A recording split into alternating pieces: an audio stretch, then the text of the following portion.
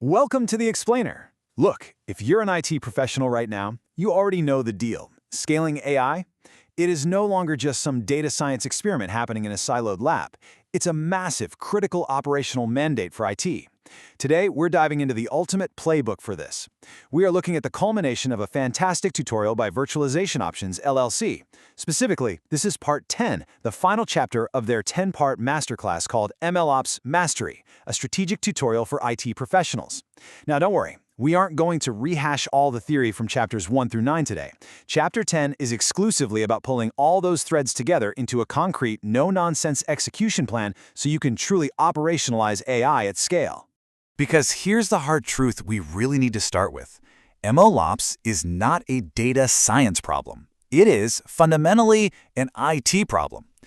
Data scientists are absolutely brilliant at building algorithms and engineering features, right? But the actual machine learning code, it makes up just a tiny, tiny fraction of a production system. The real challenge, the thing that will literally make or break your company's AI initiatives, lies entirely in the infrastructure, the automation, and the enterprise governance. Okay, let's dive into this. We've got a structured, fast-paced roadmap today.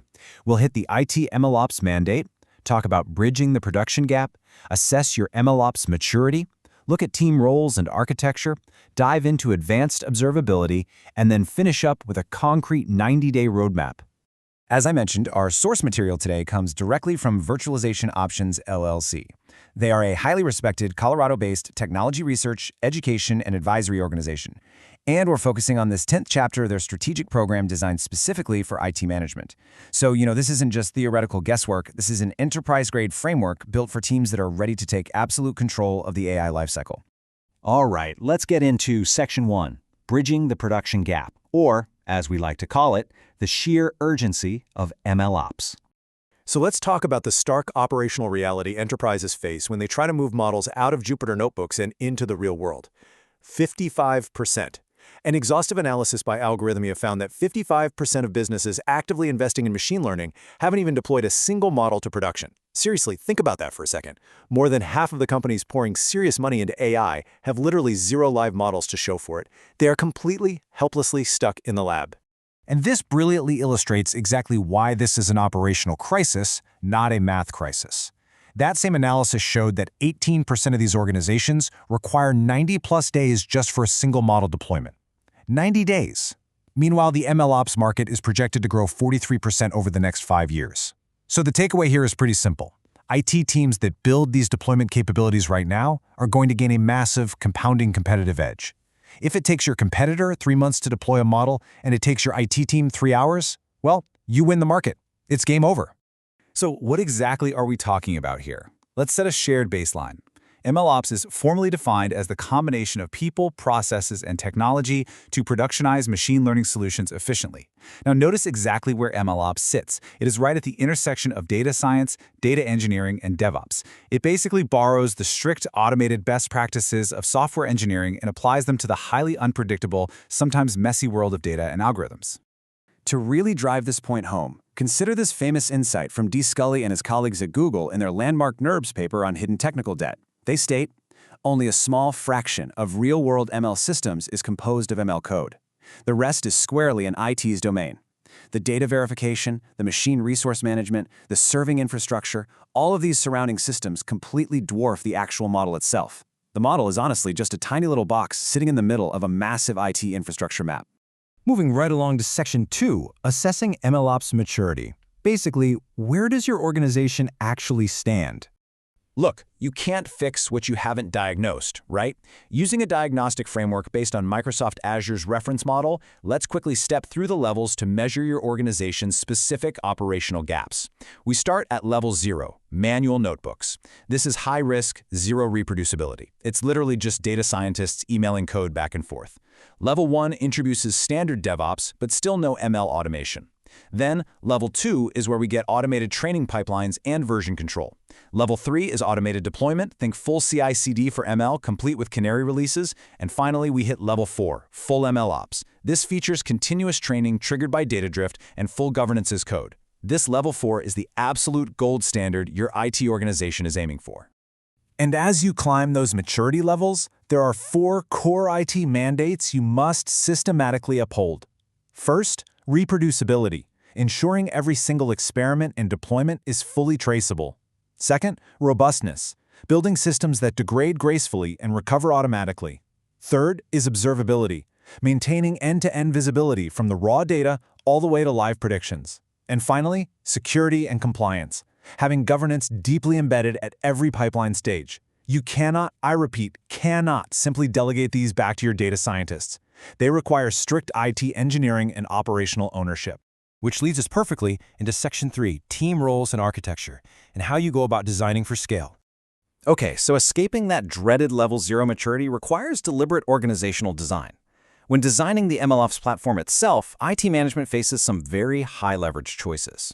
You can go with a vendor-managed model, which, sure, offers a fast time to value, often just a matter of weeks, but it provides low control, high costs, and incredibly high vendor lock-in risk. And that's exactly why most enterprises ultimately land on a hybrid model, which is the recommended path here. A hybrid approach perfectly balances managed compute resources with open-source orchestration. It allows you to dodge that nasty lock-in risk while actually keeping your costs predictable.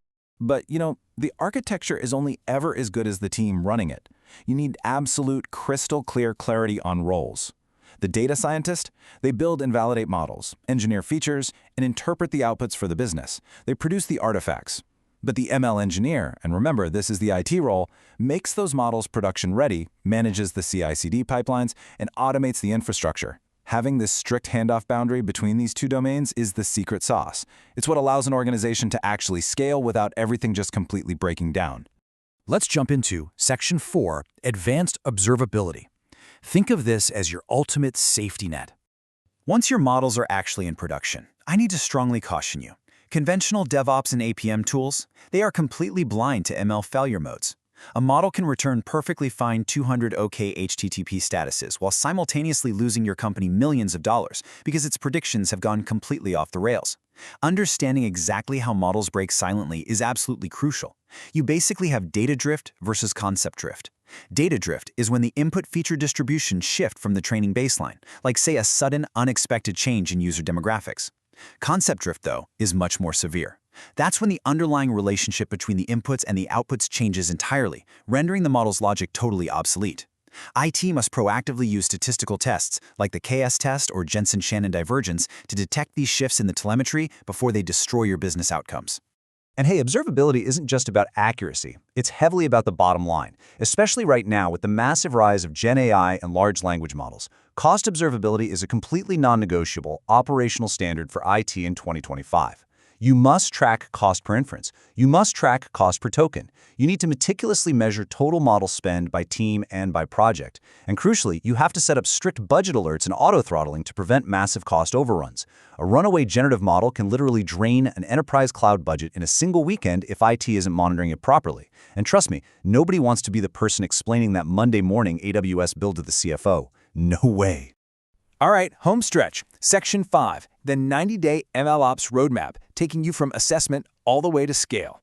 So we've covered the theory and the roles. Now let's transition into the practical action plan required to actually execute this in your environment. Here's the key takeaway. MLOps adoption is a capability-building program. It is not a one-time platform deployment.